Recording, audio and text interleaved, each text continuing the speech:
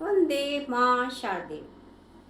संस्कृत ज्ञान पाठशाला में आप सभी अध्ययन के लिए आ जाइए और देखिए हिंदी व्याकरण के पर्यायवाची शब्द। पर्यायवाची शब्द हम आपको बहुत सारे करा चुके हैं और बता चुके हैं, वर्णमाला के क्रम के अनुसार कराए हमने।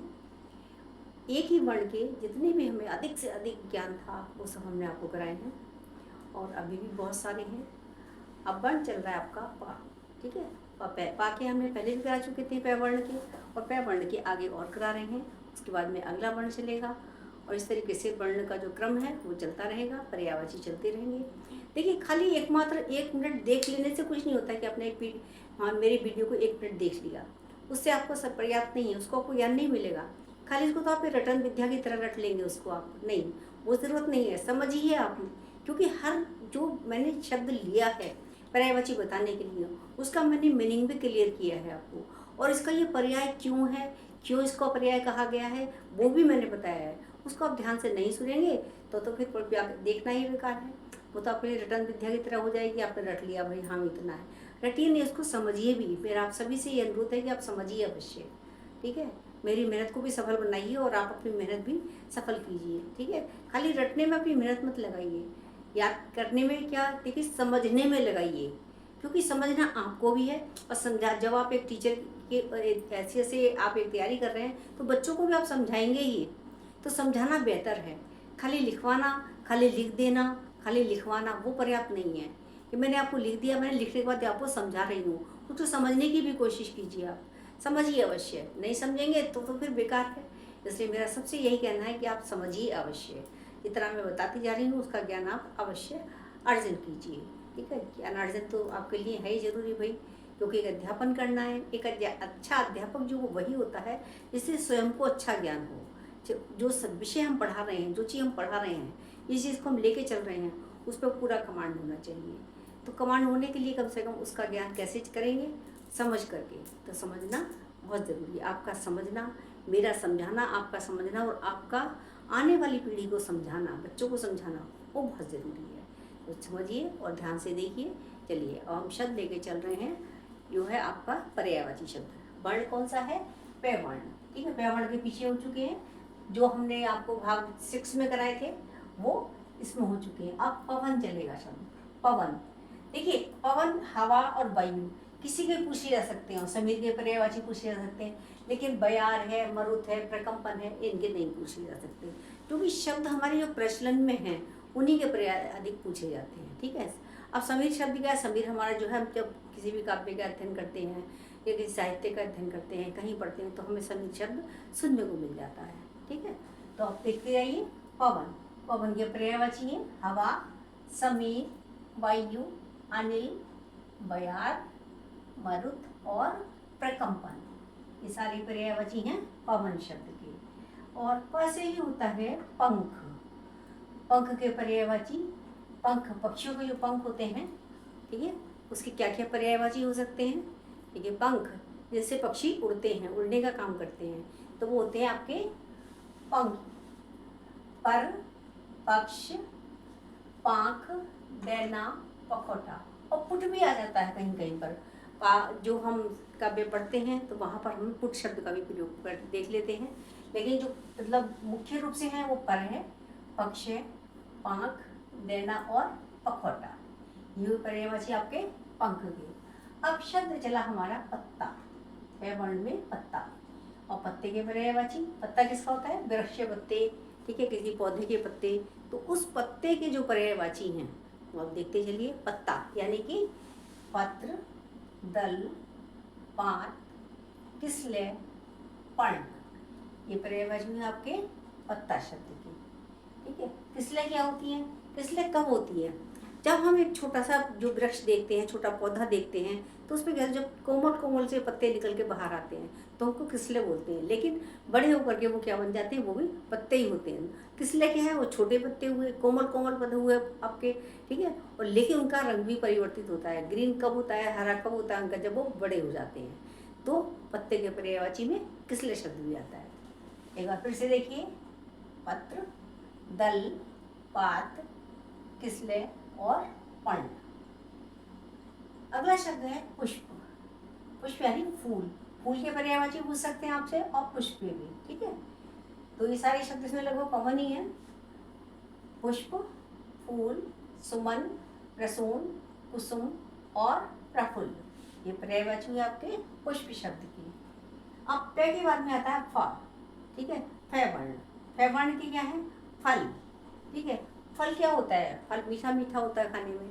क्या होता है? उसके अंदर बहुत सारे बीज होते हैं फल के अंदर, और उसी के अनुसार उसका हमने जो यहाँ पर पर्यायवाची है वो हमने बताने की कोशिश की है आपको। देखते जाइए। फल, रसावाद, प्रभुभोज, सस्य, कंदमूल, पुष्पांड और बीज कोश। बीज कोश क्यों कहा गया आपको? बीज कोश यानी जो बीज है उनका खजाना। किसी भी फल के अंदर जो है बीज अवश्य होते हैं। ऐसा कोई फल नहीं होता जिसमें बीज ना हो। बिना बीज के कोई फल होता ही नहीं है। किसी में बहुत सारे होते हैं, किसी में एक होते हैं, किसी में दो होते हैं, किसी में अनेक होते हैं। तो इस तरीके से हर फल में बीज अवश्य होते हैं। तो पर्यायवाची क्या हुए आपके फल के? रसावार, प्रभुभोज, सस्य, कंदमूल, पुष्पांड और बीजकोश। आगे देखिए, ये पुष्पांड क्यों कहा गया है? देखिए पहले क्या होता है, कोई वृक्ष होता है, उस पर क्या होता है, पहले कली खिलती है, कली का पुष्प होता है, और पुष्प के बाद में उस पर फल आता है। पहले पुष्प आता है, फूल आता है, और फूल के बाद में फल की प्राप्ति होती है। पहले पुष्प और उसके बाद में फल। पहले यानी फूल और फूल के बाद में फल। और फूल के पर्यायवाची आगे हमने पहले करा चुके हैं। पुष्प के उसमें हाँ देखिए फूल के पर्यायवाची वाले हो गए। आगे देखिए बादल। तो फे के बाद में वे, पे फे वे चल रहा है आपका। जो वे वर्ण है वर्णमाला के अनुसार उसका पर्यायवाची देखिए बादल। बादल के हैं मेघ, बारिद, नीरद, जलद, अम्बुद और जग जीवन। ये पर्यायवाची है आपके मेघ के यानी कि बादल के, ठीक है। क्योंकि बारिश क्यों क्या है, इसमें जल भरा होने के कारण तो बारिद कहा गया है। नीर भरा होने के कारण नीरद कहा गया है, और जल भरा होने का जलद कहा गया है। अम्बु माने भी जल होता है और जल जीवन जल ही होता है। तो इसलिए क्या है आपके बादल के पर्यायवाची। आगे देखिए बाल। देखिए बाल क्या होते हैं, हमारे सिर के जो बाल होते हैं इनके पर्यायवाची। और बाल माने बच्चा, बाल माने छोटा बच्चा, तो उसके पर्यायवाची अलग होंगे, ठीक है। ये है बाल। तो अब इस तरह के बाल के पूछ सकते हैं, केश के पूछ सकते हैं आपसे पर्यायवाची। केश के पर्यायवाची बताइए, तो वो कै वर्ण में आ जाता। लेकिन हमने यहाँ पर आपको बाल लेकर शब्द चले हैं, क्योंकि केश है शब्द आसान, लेकिन फिर भी आप देख लीजिए, क्योंकि आपको केश से भी समझ सकते हैं और बाल शब्द से समझ सकते हैं। बाल यानी कि केश, कुंतल, कच्च, चिपुर और अलग, ये सारे पर्यायवाची हैं आपके बाल के, ठीक है। इंग्लिश में हेयर, हेयर मीन्स बाल, ठीक है। केश, कुंतल, कच्च, चिपुर और अलग। अगला शब्द है हमारा ब्रह्मा। ब्रह्मा के पर्यायवाची। ब्रह्मा कौन है? सृष्टि की रचना करने वाले, विधाता, हम सब की रचना करने वाले, हम सब के रचनाकार कौन है? ब्रह्मा जी हैं। ब्रह्मा जी सृष्टि की रचना करते हैं, ठीक है। और सृष्टि के रचनाकार ये हैं। पालनहार कौन है? विष्णु जी हैं। और जो संहार करता है वो है शिव। तो ब्रह्मा के पर्यायवाची देखें आप, ब्रह्मा विधाता, सृष्टा, नाभिज, प्रजापति, ठीक है, और स्वयंभू, सृष्टिकर्ता, सदानंद, पितामह, ठीक है। प्रजापति कुम्हार के लिए आता है, और वास्तव में जो ब्रह्मा जी हैं वो कुम्हार का ही कार्य करते हैं। कुम्हार जैसे घट की रचना करता है, घड़े की रचना करता है, वैसे ब्रह्मा जी जो हैं मानव शरीर की रचना करते हैं, मानव बनाकर भेजते हैं, ठीक है। तो जो मानव रचना होती है, जो सृष्टि की रचना होती है, वो ब्रह्मा जी के हाथों से ही होती है। तो इसलिए उनका नाम नाभिज भी है, क्योंकि वो नाभि से उत्पन्न है। नाभिज सृष्टि करता है, सबके विधाता है, यानी विधि, यानी ब्रह्मा, विधि भी आता है ब्रह्मा जी के लिए, विधि पर्यायवाची भी आता है। और जो मैंने लिखा नहीं है आपको वैसे बता देंगे, विधि, विधाता, सृष्टा, नाभिज, प्रजापति, स्वयंभू, सृष्टि करता, सृष्टि के करने वाले, सदानंद और पितामह, ये सारे शब्द हैं ब्रह्मा शब्द के। आगे देखिए बंदर, ठीक है। बंदर सभी ने देखे होंगे घर में।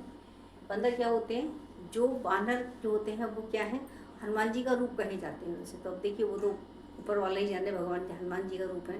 कहा यही जाता है कि वो वास्तव में हनुमान जी के ही रूप हैं। और उनका काम क्या है भाई? छलांगे भरना, और अपनी जो घुड़कियाँ हैं उनसे डराना, और तो डराना होता है। और क्या होता है? एक शाखा से दूसरी शाखा पर कूद कर जाना, इसलिए उनको शाखा मृग भी कहा जाता है। जो मैंने लिखवाया है यहाँ पर्यायवाची में, शाखा मृग। तो आगे इसके पर्यायवाची बाकी शब्द देंगे। शब्द है आपका बंदर, यानी कि बानर, कपी, मरकट, शाखा मृग, एक शाखा से दूसरी शाखा पर कूदने वाला। मृग क्या होता है, मृग भी छलांगे भरता है और जो बंदर है वो भी छलांग लगाता है। तो छलांग लगाने के कारण उसकी जो आदत है, उसकी जो प्रवृत्ति है, उसके अनुसार उन्होंने यहाँ पर नामकरण उसका किया गया, शाखा मृग, शाखाओं पर कूदने वाला। ठीक है। और हिरण का कूदता है, हिरण कहाँ छलांगे भरता है, वो पृथ्वी पर जमीन में भरता है, वनों में भरता है, जंगल में भरता है, और जहाँ उसको मैदान मिल जाए वहाँ पर वो छलांग लगाता है। तो मृग का पर्यायवाची अलग हुआ, लेकिन शाखा मृग क्यों कहा है वो हमने आपको बता दिया। बालक शब्द के पर्यायवाची, बालक यानी बच्चा, ठीक है, बच्चा भी लिख सकते हो, बाल, शिशु, शावक और टावर। टावर भी कहा जाता है, जैसे राजस्थान में ज़्यादातर बच्चों को टावर ही कहा जाता है, तो मैंने लिख दिया इसको भी आपको, टावर। अब अगला शब्द मैंने लिया है बिजली। बिजली के पर्यायवाची में देखिए, चपला, तड़ित, दामिनी, विद्युत, चंचला, क्षण प्रभा। तो पर्यायवाची है आपके बिजली के। अभी ध्यान से देखिए और आगे के शब्द और कराने जा रहे हैं, देखिए आप आगे की वीडियो। आगे के शब्द देखिए, वह चल रहा है, वह, बहन, और उसका पर्यायवाची है बहन, सहोदरी, भगिनी और स्वसा। ये पर्यायवाची काय के आपके, बहन के। स्वसा शब्द भी मैंने आपको कराया था, जब संस्कृत में मैंने जो संबंधियों के नाम याद कराए थे उसमें आपको ये शब्द याद कराया था और इसके बारे में वर्णन किया था। तो ये शब्द यहाँ भी काम आ रहा है आपके। बाण, देखिए बाण के या तीर के कोई भी पर्यायवाची आपसे अलग से पूछे जा सकते हैं, लेकिन जब आपके बहुविकल्पीय होते हैं तो उसमें से देखिए शब्द कह देंगे नाराज दे दिया। अब पूछेंगे ये जो है इसमें से आप नाराज जो है वो किसका पर्यायवाची है, कुछ नाराज दे देंगे बहुविकल्प में, और कुछ ऐसा शब्द दे देंगे जो मिलता जुलता हुआ, नारी दे देंगे, कुछ भी मतलब दे देंगे ऐसा, लेकिन आपको लगेगा कि अभी हाँ किसका है, तो आपको सोचने में समझने में थोड़ा सा मुश्किल लगेगी। लेकिन जब आप इन पर्यायवाची को अच्छे से समझ लेंगे तो ये परेशानी आपको नहीं लगेगी। देखिए बाण की पर्यायवाची शर, तीर, नाराज, श्रीमुख, इशु और पिशिक। तो हमें जब उसके आपको पर्यायवाची कहते हैं, धनुष के कराए थे और तुम्हारे उसके कराए थे, क्या कहते हैं, तरकश के कराए थे, तो इस पर्यायवाची में इन सब भी शब्दों को हमने इस तरह शामिल किया था। जैसे कि जब आप लिखते हैं विशिखासन, विशिख माने बाणों को रखने का आसन, तो काय का है वो तरकश के पर्यायवाची में आएगा, ता से कराए थे, तावर्ण से। अब क्या कहना है, बाण की। तो देखिए किस चीज को किस में रखा जाता है वो भी पर्यायवाची उसी शब्द से बन जाता है। अब हमने कराया भानुफल। देखिए भानुफल हमने क्यों लिया है, यहाँ पर भ के बाद में भय आता है, ठीक है। तो भानुफल इसलिए हमने यहाँ पे शब्द लिया है। हम आपको केला शब्द के पर्यायवाची कराना से भूल लेते हैं, कदली फल, केला, का कबूतर करा दिया था, कैसे कबूतर वाले कराए थे, कै कबूतर के, लेकिन कै खे गै घेड़ वो सारे हो चुके थे, कै खे गै तक के, लेकिन उसमें हम आपको केला शब्द कराना भूल गए थे। अब हमने केला ना लिख करके भानुफल लिखा है, क्योंकि भानुफल जो है वो केले का ही पर्यायवाची है। यानी भानुफल, केला, कदली फल, रंभा, गजबसा, कास्टीला, कुंजसरा और मोचा, ये पर्यायवाची हैं आपके केले के, यानी कि भानुफल के, ठीक है। गजबसा क्यों कहते हैं, क्योंकि हाथी को भी केला बहुत अति प्रिय होता है, तो इसलिए इसका नाम ये भी है। और रंभा जो होता है, इसके जो पत्ते लहराते हुए होते हैं, इसलिए इसका नाम इसको रंभा भी कहा गया है, केले के पेड़ के लिए, यानी केले के लिए रंभा। आगे देखिए भंवरा, यानी कि भ्रमर, अली, द्विरेफ, भृंग, मधुप, मधुकर, भंवरा। अब इसमें अलग शब्द क्या है, देखिए द्विरेफ, ये शब्द सब आपके पढ़े हुए हैं, देखिए द्विरेफ, ठीक है। तो भौरे के पर्यायवाची में इसमें निम्नलिखित में से भौरे के पर्यायवाची छांटिए, तो द्विरेफ दिया हुआ होगा, लेकिन और शब्द बिल्कुल अलग अलग दे रखे होंगे, तो आप कौन सा छाट के बताएंगे, बहुविकल्पीय में द्विरेफ, यानी भ्रमर का यानी भौरे का पर्यायवाची द्विरेफ। भगवान, भगवान के पर्यायवाची ईश्वर, प्रभु, परमात्मा, परमेश्वर। इन विभिन्न नामों से हम ईश्वर की आराधना करते हैं, भगवान की आराधना करते हैं, उसके नाम आपके समक्ष हैं। अगला शब्द है भ्रम, ठीक है, यानी डाउट। डाउट होना, शक होना, संदेह होना, यानी इसके पर्यायवाची क्या होंगे? संदेह, शक, भ्रांति, शंका, अविश्वास, और इसके संशय होना, वहम होना, दुविधा और अनिश्चितता, यानी अनिश्चय या निश्चितता क्या होगा? आपके भ्रम शब्द के पर्यायवाची होंगे। ठीक है, अब इसमें से देखिए आ सकता है क्या आपके हमें शब्द क्या आ सकता है? संशय आ सकता है। ठीक है, तो संशय और संदेह ये शब्द ऐसे हैं कि जो आपको थोड़ा सा ये लगेगा हाँ भी किसके हैं, लेकिन जब आप पर्यायवाची अच्छे से देखेंगे, समझेंगे, तो आपको ये मुश्किल भी आसान हो जाएगी। भ्रमण, वर्ण चल रहा है, भ, भानुबल, भंवरा, भगवान, भ्रम, भ्रमण, भारत, यहाँ तक सारे भय वर्ण चला है। यानी कि भ्रमण, भ्रमण करना, घूमना, विचरण करना, अटन करना, सैर करना, यात्रा करना, सफर करना। तो काय के पर्यायवाची आपके? भ्रमण के। भारत, देखिए जितने पर्यायवाची मैंने आपको कराए हैं ये सारे पर्यायवाची आपको एक ही बुक में नहीं मिल सकते। जितने भी मैंने कराए हैं और आगे भी कराऊंगी वो ऐसे पर्यायवाची होंगे, आपको एक ही बुक में सारे नहीं मिल सकते। लेकिन जो मेरा चैनल है इसके माध्यम से आपको सारे ही पर्यायवाची मिल जाएंगे। जितने भी पर्यायवाची अधिक से अधिक हो सकते हैं, अधिक से अधिक मैंने उनका अध्ययन किया है और आपके समक्ष लेकर आई हूँ मैं। और ध्यानपूर्वक देखिए, समझिए, कंठस्थ करिए। देखिए आगे भ्रमण के हुए। अब हमने कराए भारत के पर्यायवाची, यानी भारतवर्ष के भी हो सकते हैं भारत के पर्यायवाची, यानी भारत का भारतवर्ष, हिंद, हिंदुस्तान, आर्यवर्त, आर्यभूमि, पुण्यभूमि, भरतखंड, ये पर्यायवाची काय के हैं? भारतवर्ष के, यानी कि भारत के या भारतवर्ष के।